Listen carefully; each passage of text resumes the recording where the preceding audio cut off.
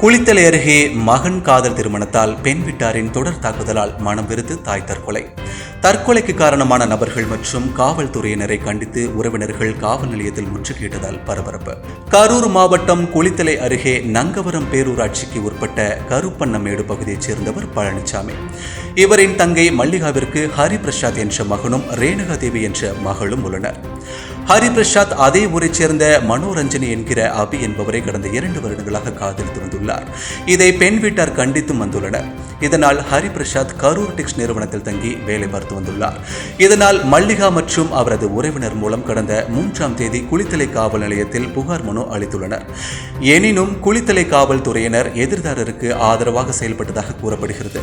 அதன் பிறகு கடந்த 5ஆம் தேதி அன்று ஹரிபிரசாத் அபியும் காதல் திருமணம் செய்து கொண்டு திருப்பூர் காவல் நிலையத்தில் பாதுகாப்பு கேட்டு தஞ்சமடைந்தனர்.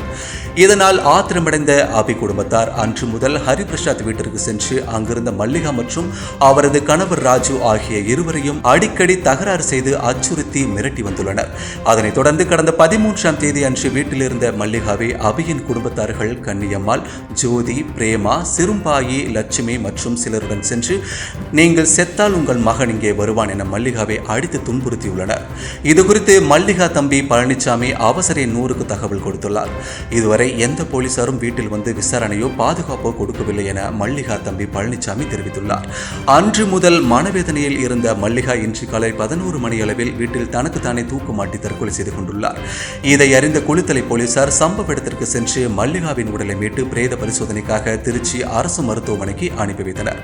மல்லிகா தற்கொலைக்கு குளித்தலை காவல்துறையினர் முக்கிய காரணம் என மல்லிகா உறவினர்கள் திரண்டு வந்து குளித்தலை காவல் நிலையத்தில் இன்று புகார் மனு அளித்துள்ளனர்.